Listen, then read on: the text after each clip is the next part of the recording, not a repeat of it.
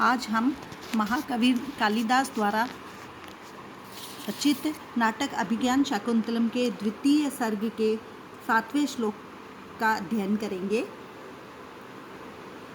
राजा और सेनापति महर्षि कण्व के आश्रम में प्रवेश कर गए हैं और वहाँ पर जाकर के राजा सैनिक को कह रहे हैं कि इस तपोवन में किसी भी प्रकार की बाधा उपस्थित न हो, ऐसा कर्म हमारे द्वारा किया जाना चाहिए जिससे कि ये तपोवनवासी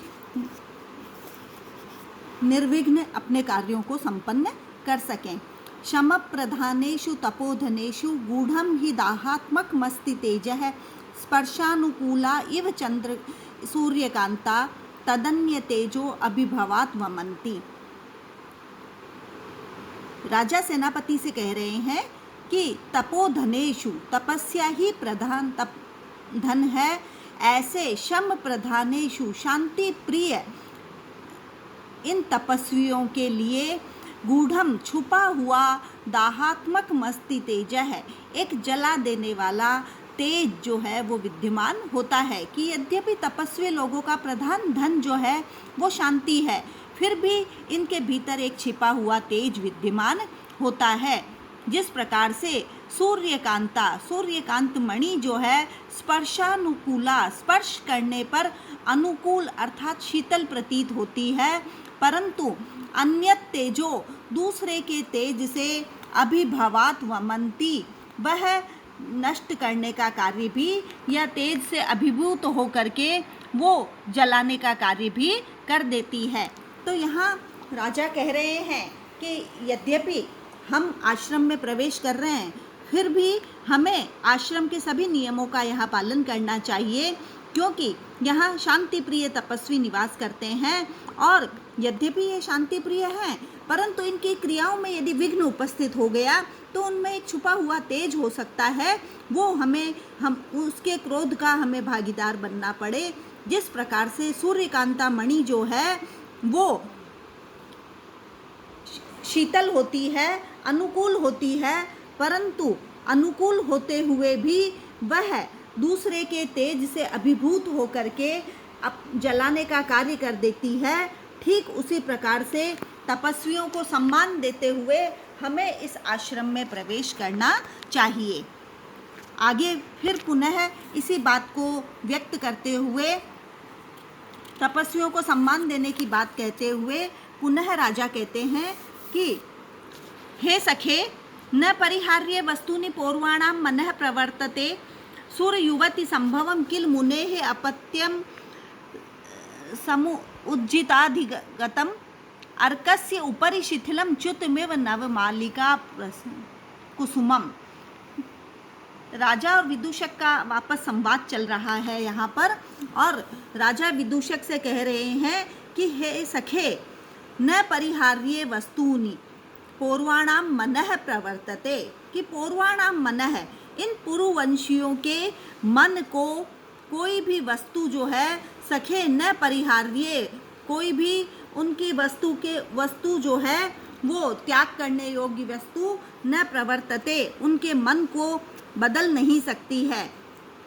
यहाँ राजा जो है कि त्याज्य जो वस्तु है वो पुरुवंशियों के चित्त उनमें प्रवृत्त नहीं होता है, कि कोई भी पुरुवंशी राजा जो है जो उनके लिए त्याज्य है, ऐसी वस्तु उनके मन को आकर्षित नहीं कर सकती है।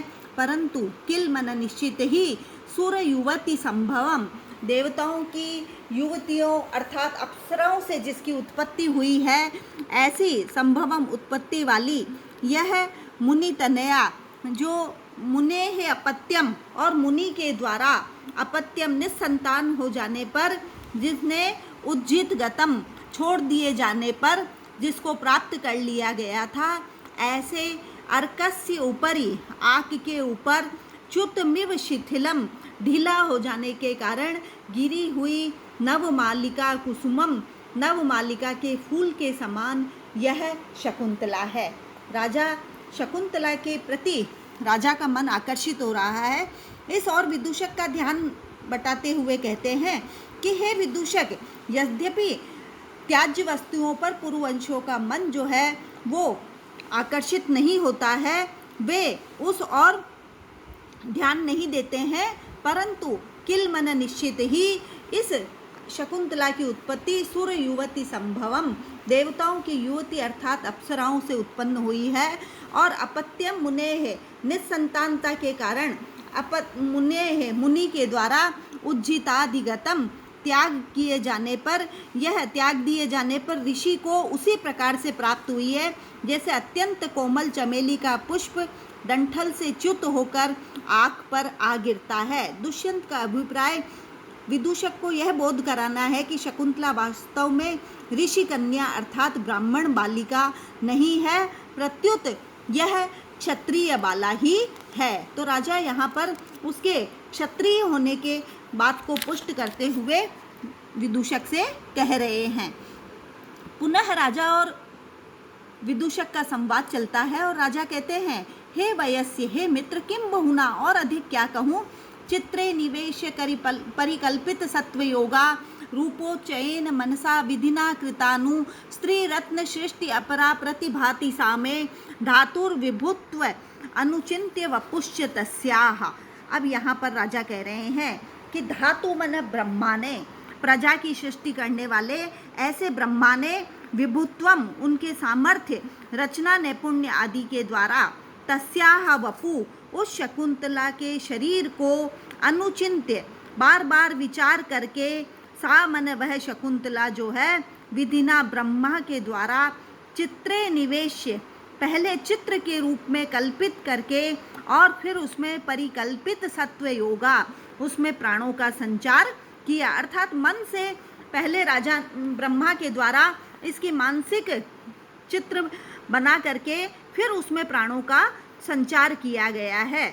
ऐसी सा मन वह शकुंतला में मन मुझे स्त्री रत्न सृष्टि अपरा, स्त्रियों की अपरा एक दूसरे ही प्रकार की भिन्न स्त्री रत्न की रूप में सृष्टि दिखाई देती है। धातुर विभुत्व अनुचिन्त्य वपुष्य तस्याः, और ऐसी तस्याः मन उस शकुंतला का वपुः शरीर जो है धातु ब्रह्मा के द्वारा विभुत्वम अनुचिन्त्य अच्छी प्रकार से बहुत ऐश्वर्य संपन्न रूप में एक अद्वितीय रूप में चिंतन करके और उसके शरीर का निर्माण किया गया। तो यहाँ राजा जो है शकुंतला के सौंदर्य का वर्णन करते हुए विदूषक को कह रहे हैं कि शकुंतला के सौंदर्य के विषय में यहाँ पर बताया है कि मैं और अधिक क्या कहूँ, इतना ही पर्याप्त है कि उसे या तो ब्रह्मा ने चित्र फलक पर रखकर उसके प्राणों का संचार किया है अथवा उसे मन के ही सौंदर्य समूह से बनाया है। वस्तुतः ब्रह्मा के रचना चातुर्य और उसके शरीर पर बार बार विचार करने पर मुझे तो यह एक विचित्र स्त्री रत्न की सृष्टि ही प्रतीत होती है। वह कोई साधारण सुंदर स्त्री नहीं है, या तो वह ब्रह्मा की मानसी सृष्टि है अथवा ब्रह्मा ने पहले उसका चित्र बनाकर फिर उसमें प्राणों का जीवन का संचार किया है। निश्चित रूप से वह अद्वितीय सुंदरी है, अद्वितीय सौंदर्य उसका है। पुनः राजा उसके सौंदर्य का वर्णन करते हुए कहते हैं कि इदम च मे मनसि वर्तते, मेरे मन में तो इस शकुंतला का सौंदर्य ऐसा प्रतीत हो रहा है कि अनाघ्रातम पुष्पम किसलय मलूनम कर रुहई रनाविद्धम रत्नम मधुनव मना स्वादित रसम अखंडम पुण्यानाम फलमिव च तद्रूप अनघम न जाने भोक्तारम कमिह समुपस्थास्यति विधि।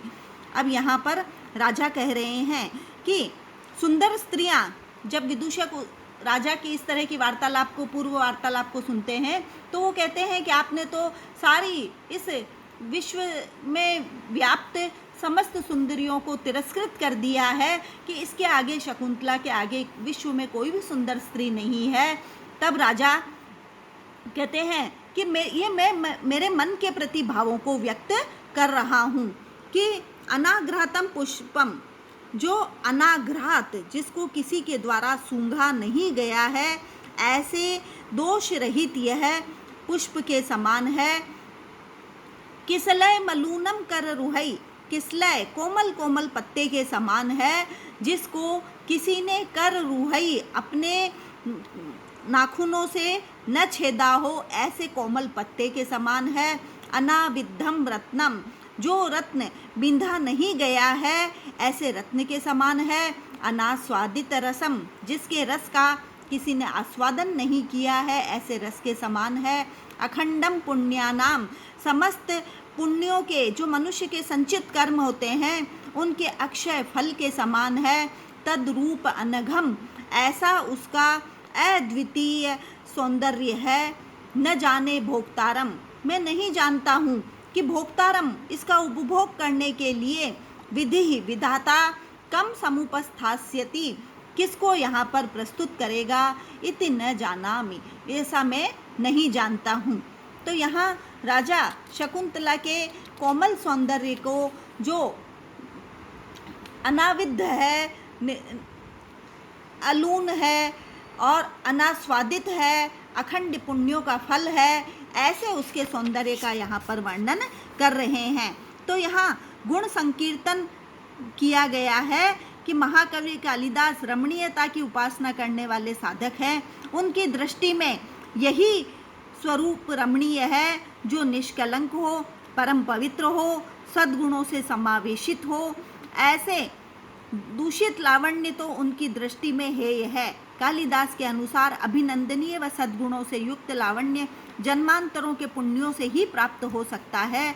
ऐसे वह निर्दोष रूप का उपभोग करने वाला कोई पुण्यशाली व्यक्ति ही होगा जो इस पवित्र, कोमल एवं शुचि रमणीय सौभाग्य से ही प्राप्त होती है। ऐसे कोई पुण्यशाली व्यक्ति ही इसके रस का पान करने में समर्थ हो सकेगा। तो यह श्रृंगार रस की पराकाष्ठा यहाँ पर इस श्लोक में देखने को मिलती है। धन्यवाद।